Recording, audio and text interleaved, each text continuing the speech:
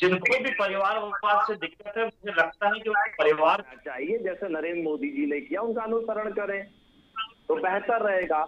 मुझे तो ये लगता है कि जो मेरी निजी राय है और अन्य लोगों की भी जो होगी, जो सामाजिक क्षेत्र पे हैं, जो व्यापारिक रूप में है, जो अधिकारी वर्ग में है, हर अधिकारी का बेटा अधिकारी पिता चाहता है कि उनका बेटा भी बेहतर अधिकारी बने, उत्तराधिकारी बने। व्यापारी चाहता है उसका बेटा बेहतर व्यापारी बने।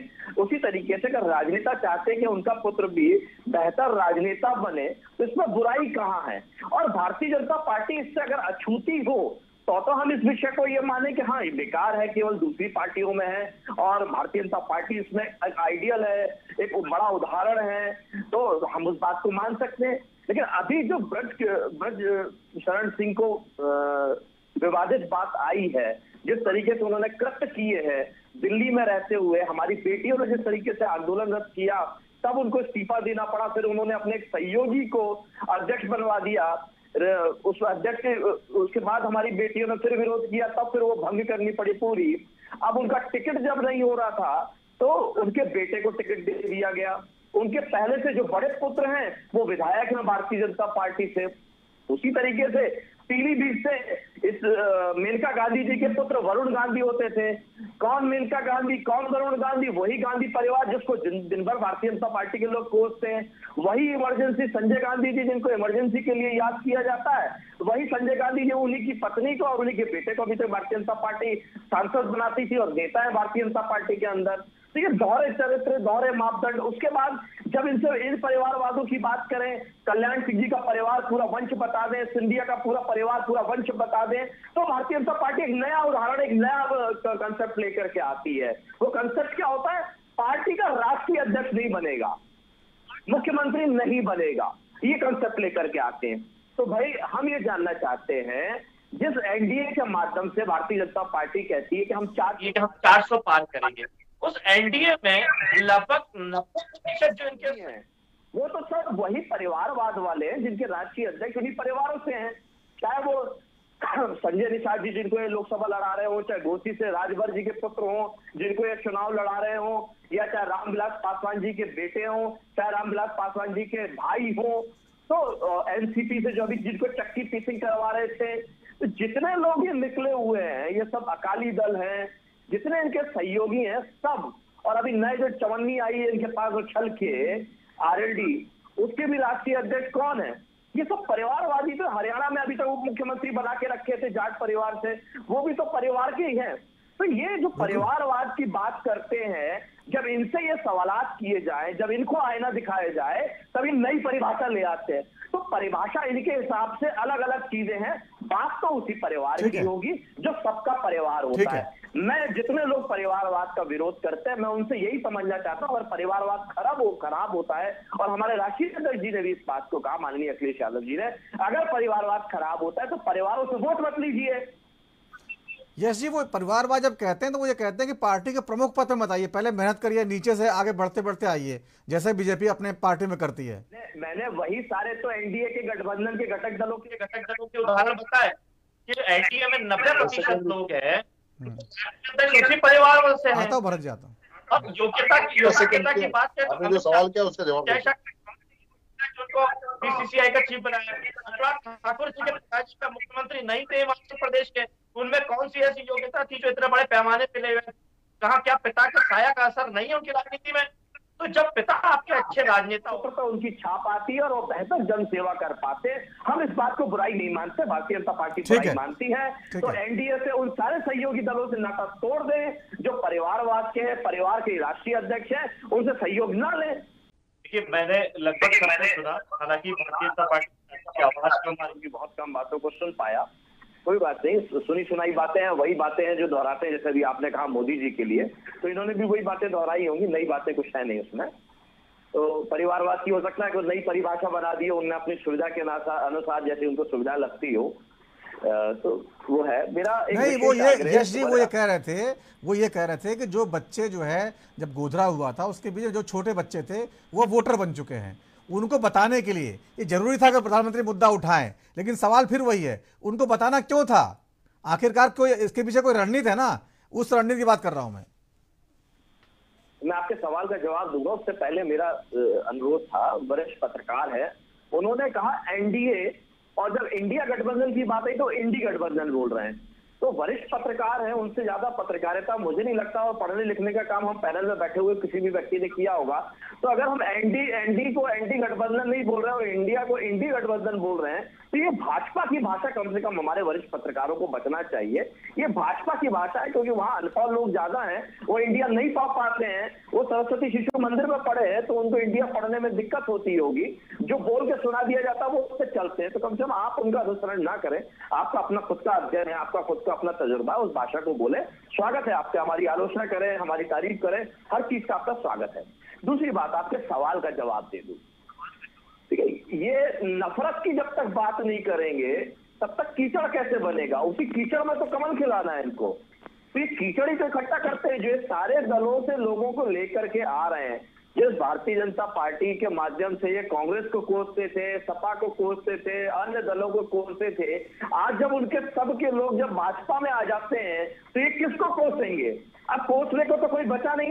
जो केंद्रीय संसदीय मंत्री रहे सुरेश पचौरी जी, जिन्होंने लगातार बिना चुनाव लड़े राज्यसभा के माध्यम से संसद में रहे और कांग्रेस सरकार में रहते हुए नीति रीति बनाई, जब कांग्रेस को ये कोसते हैं तो वो सुरेश पचौरी जी जब भाजपा में आ जाते हैं तो कैसे सही हो सकते हैं? ये तो वही कांग्रेस ही है ना। कांग्रेस कोई जीव वस्तु तो है नहीं, इन्हीं लोगों से मिलकर के कांग्रेस बनी हुई है। तो ये वही लोग जिन्होंने देश को चलाया, नीति बनाई, रीति बनाई,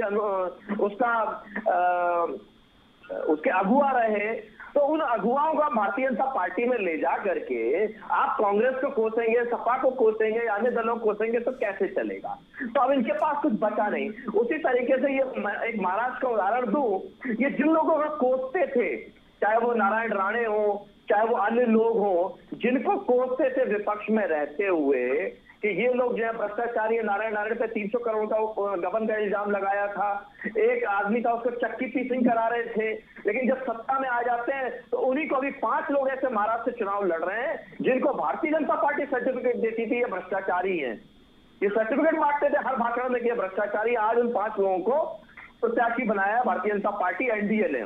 उसी तरीके से उप मुख्यमंत्री बनाया चक्की पीसिंग, जिसके लिए कहते थे खुद नरेंद्र मोदी जी और उस समय के मुख्यमंत्री और वर्तमान में जो उप मुख्यमंत्री हैं।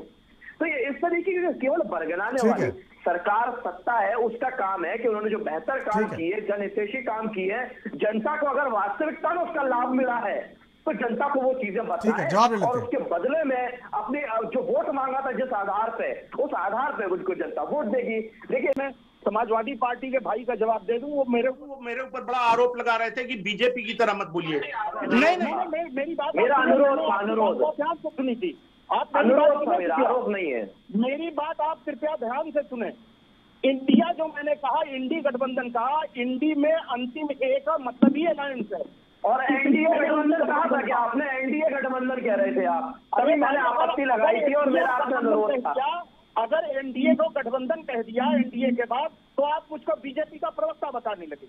यही आप बन रहे हो प्रवक्ता, आप बन रहे हो। मैंने तो आपसे अनुरोध किया सुधार कर लीजिए। आपने आरोप लगा दिया कि आप बीजेपी के प्रवक्ता। मैंने कहा बीजेपी की भाषा मत बोलिए।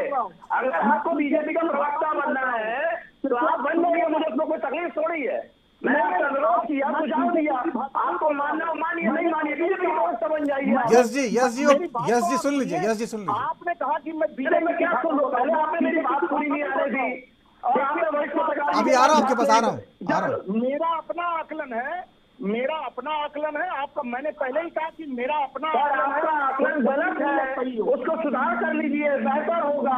ठीक है, उनको बोलने दीजिए ना। यस जी, बोलने दीजिए, सुधार करेंगे। गठबंधन आप बोलो, आप इंडिया गठबंधन बोलेंगे, अच्छा लगेगा सुनने में। तो अगर वो आपके खिलाफ गई कोई बात तो आप तुरंत उसके खिलाफ नहीं है। ये हमने कहीं भी कोई पत्र नहीं दिया कि हमारा इंडी गठबंधन है, इंडिया गठबंधन है, गठबंधन का नाम इंडिया है। यस जी, समय चला जाएगा। यस जी सुन लीजिए, समय चला जाएगा। सुझाव दिया आपको कि जो भाषा भारतीय जनता पार्टी बोलती है इंडी गठबंधन, वो भाषा आप ना बोले। अगर आपको लगता है कि आपकी पत्रकारिता निष्पक्ष ना रहे, पक्षपाती लगे, भाजपा की भाषा उसमें झलके, तो आप खुद बोलिए। यस जी सुन लीजिए। आलोचना सहने की क्षमता रखिए। ठीक है, बोलिए बोलिए बोलिए दिवाकर जी बोलिए। स्वागत है आलोचना का, स्वागत है आलोचना का। कितना था इंडी गठबंधन कहना या एनडीए कहना इतना बड़ा मुद्दा नहीं था, जिसपे आपने ये कह दिया कि मैं बीजेपी की भाषा बोल रहा हूँ। आपके नेता भाजपा इंडी गठबंधन बोलती है,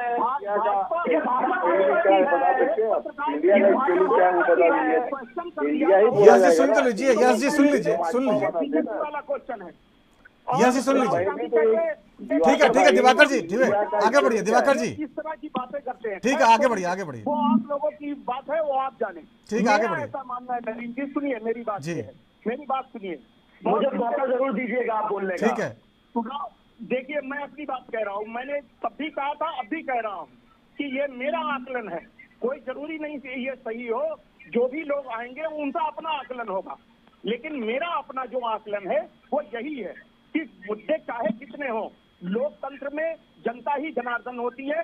जब जनता उस मुद्दे को एक्सेप्ट कर लेगी तो आपके मुद्दे वो एक्सेप्ट हो जाएंगे। ठीक है, पिछले चुनाव में भी ये सब देखा गया। ठीक है, समय कम है दिवाकर, जल्दी थोड़ा खत्म ये करिए। सब बातें उठी थी, परिवारवाद, टूट-फूट की सरकार, तमाम मुद्दे उठे थे। और जहां तक बीजेपी का सवाल है, बीजेपी भी अपने मुद्दे रख रही है, कांग्रेस और उनके गठबंधन। ठीक है, समझ में आ गया। ठीक है यस जी लास्ट 30 सेकंड जल्दी बोलिए। ठीक है दिवाकर जी, समय कम है दिवाकर जी, समय कम है। यस जी बोलिए 30 सेकंड। आप भी उस बात को कह रहे हैं, वरिष्ठ पत्रकार जी भी कह रहे हैं मुद्दे नहीं, मुद्दे हैं। 2019 में जो पुलवामा हमले में सैनिकों की शहादत पर वोट मांग रहे थे, जो अपने नाम के साथ में चौकीदार लिख रहे थे, वो सारे चौकीदार क्या चोर बन गए? क्यों उन्होंने चौकीदार लिखना बंद कर दिया? अब 2024 का चुनाव आया तो मोदी का परिवार नया शब्दावली लिया है, तो हर चुनाव में नया शब्दावली और नई बात लेकर के आते हैं। वरिष्ठ पत्रकार जी मेरी बात को पूरी हो जाने दीजिए। आपसे मेरा सवाल नहीं है, आप सवाल भाजपा से ठीक है, परेशान हो रहे हैं। ठीक है, समय खत्म हो गया है। सभी मानों का बहुत बहुत धन्यवाद चर्चा में शामिल